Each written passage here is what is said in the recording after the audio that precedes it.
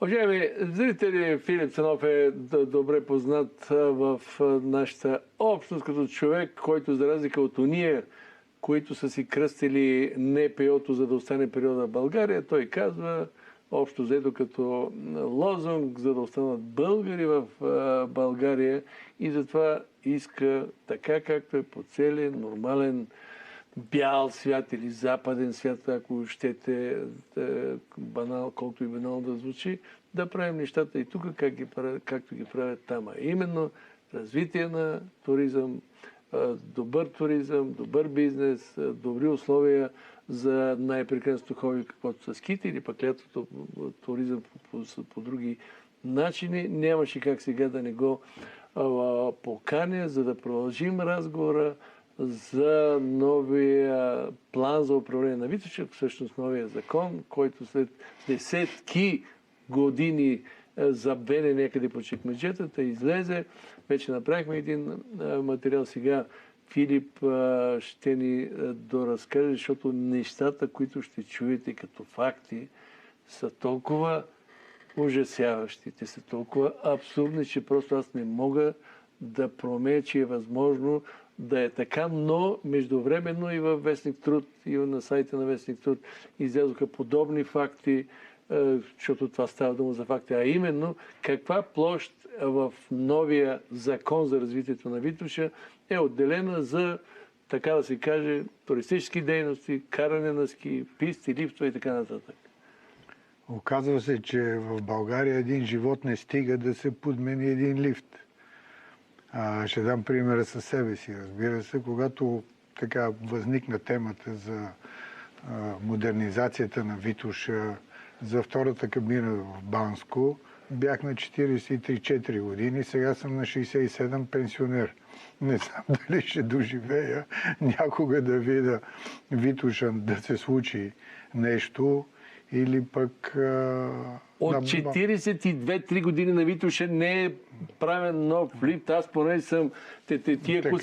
Тия куци на 60 и нещо, аз съм на 70 и много... И го помня много добре. И помня 67 година, когато откриха щастливеца. 67 година. Ти представяш ли си 50-60 години близо? И нищо, и нищо... И много ме забавляват кадрите от 56-та година. Има ги... Въртат се с YouTube и интернет. Откриването на Драгалевския лифт, първата част, 56-та година, от Вълко Червенков.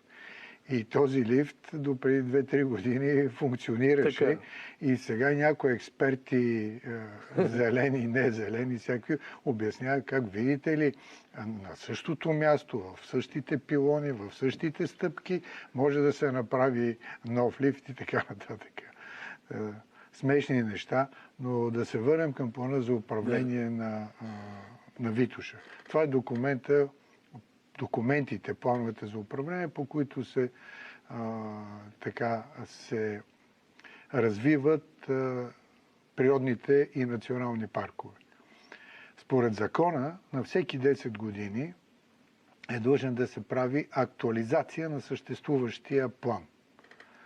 В България 2004 година започна да действа един план, който е правен от 1999-та, 2004 година одобрен от Министерски съвет, 2013 година се пусна обществена поръчка, 2015 година се изработи актуализиран план на този план, който даваше решение как да се подменят лифтовете, как да се процедира с модернизацията на Витоша. И тогава в този план е било определено, в стария план имам предвид, било определено 205 хектара за развитие на ски. Слушаме, гледаме, тук четем гори от плана, Б2 гори, не гори, а територия за ски, спорт и туризъм, Б3. Зоната обхваща съществуващите в скоби използвани и изоставени ски писти и безлесни територии, използвани за ски туризъм и ски спорт. Под зоната обхваща площ от 205 хектара и малко и 180. Да, 2050 декара. Така, 2005. И 50 декара, като декара, да. Което е прилично, нормално. Така. Да. В новия план... Това е стария план. Това Така. е стария план. В Така. новия план това число е свито Зони за туризъм. на 122 хектара за ски, а туристическата зона на цяла Витоша, който е Не, дайте таблицата, извинявайте. който е 27 200 хектара, е 1 хектар. 0,004%, т.е. колкото едно футболно Таблицата върнете, игрище. ако може. Това е стария план. Да, това е стария план с тези две. Дайте... Същевременно в стария план, докато... дайте таблицата, която е на така, за това говорим. Ето сега, зона за туризъм е един площ в хектари, 1 хектар, което представлява 4000 от процента. Зона, територия за спорт, точка 4 отдолу, са 122 хектара. 50%. Само, че не са дали никакъв процент, колко са тия.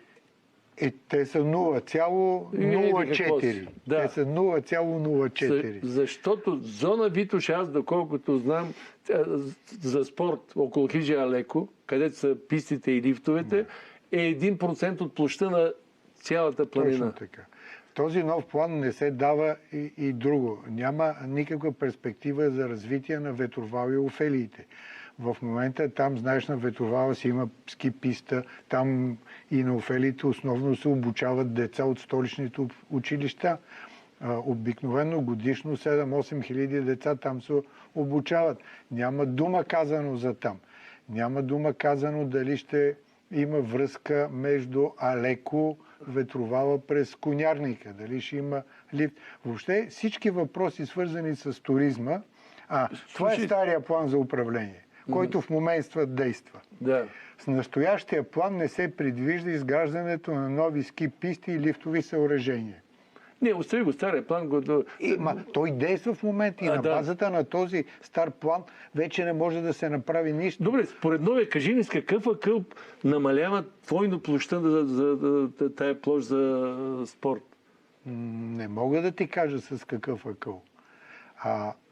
Въпросът е следния, че този план, който е пипан, сега ще се върна малко назад. 2015 година бяхме, и ти беше, на публично обсъждане на този план, който в момента е представен. Така. 2015. Тогава се отправиха към изпълнителите една фирма Пролес, която беше наела 50 на доценти, професори, ландшафтни архитекти, биолози и така. Бяха направили един много добър. Даваше следното решение. Без да се определят зони, отделни петна, там където е възможно да се прави специализиран подробен устройствен план. Тоест, на това място да се проучи всичко, да му се направи екологична оценка и тогава Министерството на околната среда да одобри или да не одобри, дали там може да се направи лифт, писта и така нататък. Това нещо дирекцията на парк Витоша, който се явява възложител, са го задраскали и са сменили тези нови зони, са направили тук парче, там парче. Добре, съгласно този план, който срока за обсъждане 2-3 януари приключва. Да. Според този нов план, могат ли да се правят нови лифтове или не могат? Според мен не. Защото няма разписана процедура, по която да почнат да се правят тези освен това, вън от съмнение, факти го показват, че е намалена площа за туризъм и спорт. Това е отделното. Няма разписана процедура как точно ще става, защото много от в кавички експерти и зелени НПО-та твърдят, че няма никакъв проблем, защото в стария план се допускало подмяна на лифтовите съоръжения. Обаче такъв термин за Закона за устройство на територията подмяна няма. Има строителство. Това, ако може да се покажат снимките, които ви изпратих, бях на място и снимах Княжевския лифт, защото преди 2 дни има информация, че френска фирма е правила обследване по поръка на Столична община. Френска фирма консултант. Консултант. Искам да обясня за какво става въпрос.